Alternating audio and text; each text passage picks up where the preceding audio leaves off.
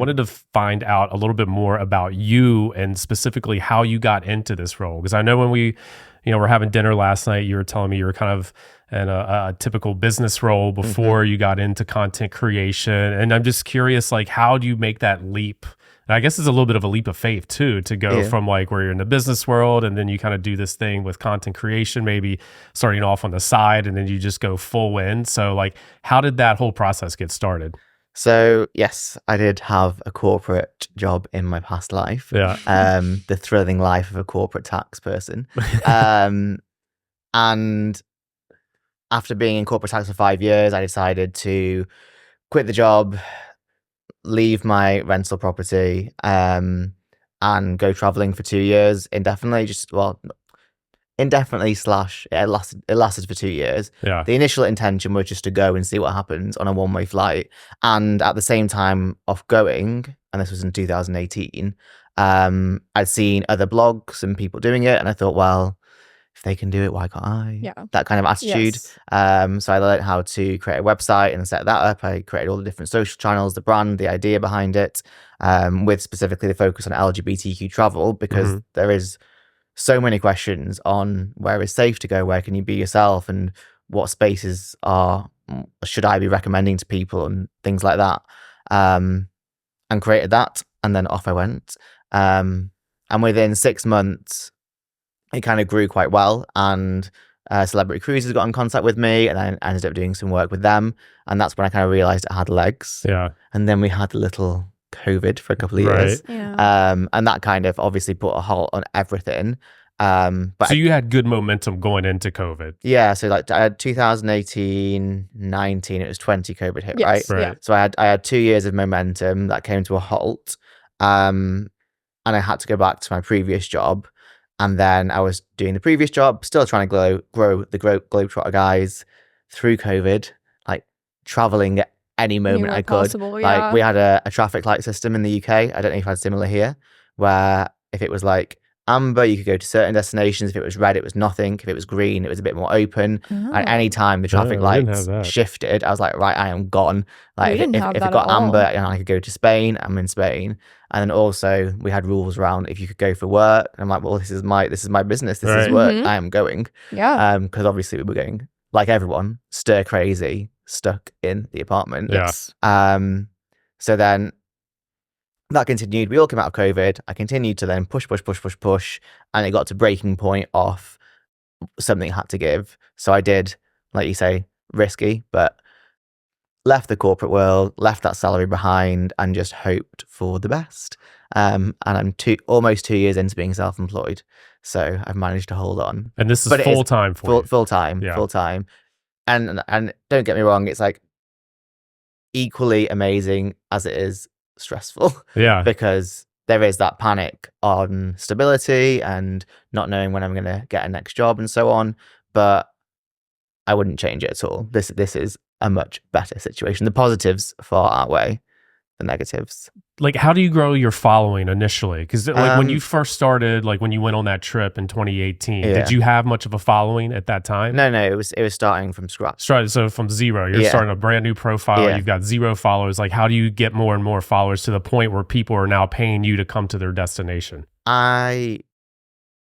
It's hard to answer that question because what it was in 2018 is not what it was now. It's changed a lot. It is incomparable. Yeah. It's even incomparable to 2 years ago because, to be honest, I feel like in 2018, you could just post a nice photo here, a nice photo there, a nice photo here, a nice photo there, and it would grow. Now, you have to like become a video editor, a voiceover actor, and a photographer, and all these other sort of skills.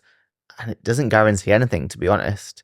And one piece of content you can put on one channel and it'll fly. You'll put the exact same piece in another and it'll die. Yeah. It's incredibly confusing. So the only real advice, if anybody wanted advice, is consistency and don't get disheartened when things don't do well. Just keep on going because there is ones that will suddenly break through. But it's really tough to understand the algorithm because it does keep changing. It changes a lot. And I do feel an aspect of growing your following is being authentic. Yeah. I personally feel when I watch your content, your personality radiate from your videos and your pictures. So I think you being your most authentic self has definitely drawn a lot of people to your page and, you know, your blog and your videos because you're just being you freely. So I think it would take too much effort to be somebody like I that. You know, fully agree. Why would you? I know that people do, but like, yes. But I appreciate that. Yes. I appreciate that feedback. So like, all right, you've built the following, COVID happens, you come out of COVID, and then you make the decision to go into this full time. Like what was kind of the trigger that said like, I can do this, like I can get rid of the corporate job fully and I can concentrate on this? Well, whilst it was risky decision in principle, I am a very risk adverse person. So I wanted to make sure I had like a year's worth of bills in the bank. Okay. So I could technically not earn anything for a year, but still pay my bills, my mortgage. Yeah. So that was one aspect of it. And then the other aspect was like my other job were getting a little bit tetchy about me always needing to do things or go away or get different opportunities and me wanting to take them. Why aren't you in the office? Yeah. So like, I mean, we get a lot more time in the UK than you do here. Yeah. But I think I had 30 days annual leave, plus then I could buy 6, plus then I got the bank holidays. Then I could move the bank holidays to try. You could buy 6 more days of like PTO. Yeah. Interesting. Wow. Interesting. Yeah. How much do you have to pay for that? Well, just whatever the equivalent is. Okay, of whatever, your like salary. okay. Yeah, what 6 days of your salary would be. Yeah. You just give that up. And then so then we got to a point where you're allowed to move around the bank holidays as well. So I started to move them around to benefit me. And then I started taking unpaid leave as well because it didn't have any left. So it was just impacting your corporate job. Well, it wasn't. I was still getting all the work done, but they didn't like it. They want you to be there. They want to see you. They don't want you. They thought it was. It's almost like a slap in the face to them that you're able to have all these great vacations and then just kind of do your job and still be able to maintain while everybody else has to sit in the office and do it. I think it was reaching a limit where, like I say, something had to give. Yeah. So I made sure to have that bills and mortgage in the bank for the next year, and then just go for it, and see what happens. And it's been going well. Yeah, I mean, it's been going well. If you look at the 2 years in totality, it's been going well. But do not get me wrong, like earlier this year, April, my pipeline was non-existent. I was having like proper like panic attacks because I thought it was all going to go to pot. At one point this year, it was I was in quite a dicey, stressful position. Yeah. Because I was looking for the rest of the year and thinking I might run out of money here and this business might have to come to an end. But then I just like powered on and kept hopeful and turned it around and had a really good summer. But it is definitely highs, lows, ups and downs throughout the year. And I get really busy. Well, normally I get really busy during Pride season, but that was the problem this year. I got into April, June is Pride season, and there were no jobs lined up. And that wasn't just me. That was looking at the wider industry.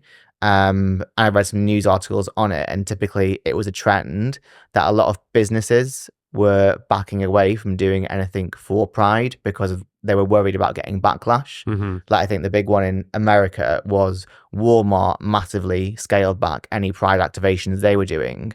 So if you apply that same logic to wider businesses, suddenly there's less work for me and any other LGBTQ creators over Pride season, which is when that's like the bulk of our income for the year. Yeah. And I really felt that this year. Yeah, you felt that impact. So I had to I ended up like pitching so much more than I would normally have to then be able to get through the summer. But I did ultimately have a very good summer. Nice. But it started with a big panic. When you're looking for your next project, like, are you mostly reaching out to people or are people reaching out to you to create content for them? What is that process kind of like? It's mixed. It depends what we're looking at. So if we're looking at brands that might be sponsoring Pride, for example, so they might be sponsoring a Pride parade. I would look at the parades that happened last year and who they sponsored, who were the sponsors, and if it's already released, who are going to be the sponsors for this summer, and I will reach out to them. So, for example, this summer I worked with Trainline in the UK because I saw they were sponsoring Edinburgh Pride. So I reached out, had a conversation with them about how we could do something together. When it comes to tourism boards, I usually go and attend conferences all over the world. Like I was in one in London a few weeks ago, one in Japan a few weeks before that. And earlier this year, I was in LA for another big, specifically US travel conference. Because I think in the travel world, the relationships are really key. Yes, so going to those definitely. conferences, having those conversations in person and trying to build up that relationship, which might take a few years. Yeah. You know, I was first in contact with Tampa 2 years ago with the UK representative. So, you know, it takes time. So really, I think when it's on the travel side of it, that's how I do my pitches, is in person at conferences, ideally. Yeah. So, okay, when you're contracted with Visit Tampa Bay, you're going to come to the destination. They kind of provide you an itinerary with what you're going to do. Like, how does it work from your mentality of like, kind of what's your game plan when you go into a destination for how you're going to, I guess, attack the itinerary and showcase that destination? Like, do you like kind of map out how you want to feature that place on your social media channels? Just what is that process like for you? I've sort of almost got some templates in my mind that I've done for destinations before, so I can kind of use past templates if I've done for. Earlier this year, I did some content on Oslo, so I can take that as a template and think if that worked well, then what content for another destination would fit into that kind of same template. But typically, also that the itinerary that you provide almost provides a template as well for how the content might look. But equally, I try and take a lot of B-roll footage as well, and just as much footage as physically possible. Because once I'm gone, I'm gone. Right. I can't get any more footage. Right. And then I can play with it in different ways and see what else I can get out of it. Have you done that before? Where you go into a destination, you didn't get enough footage, and you're like, crap, I need to get more. Or I should have gotten more here. I wish I had some more. I feel like it has happened, or I've struggled.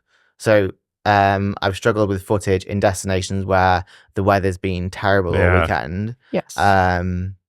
I worked with Cologne recently, and the weather wasn't great most of the weekend, but Sunday morning there was like an hour and a half of blue skies and sun. So I flew around the city as fast as I could, revisiting stuff that I'd already done to retake the footage with better conditions, but running around like a madman. And the result, it was great. The content turned out really well. They were really happy. They gave me really good feedback. But in the lead up to like, you know, Friday grey, Saturday grey, I was starting to get quite anxious about like which what photos you were going to use and what you could grab, and if there was going to be sun. So as soon as the weather got better, I dotted out. I mean, it happened years ago. I was working with EasyJet, and they sent us to Milan, and it was torrential rain the entire weekend. And this was back in the days where it wasn't video anyway. It was just like a photo on Instagram, you know, back in 2019. So I just had to change the sky in the photo to blue sky in Photoshop, because otherwise it wasn't inspiring. Not it. Yeah, it was. Aren't those the days where you could just post a photo to Instagram and be done with it?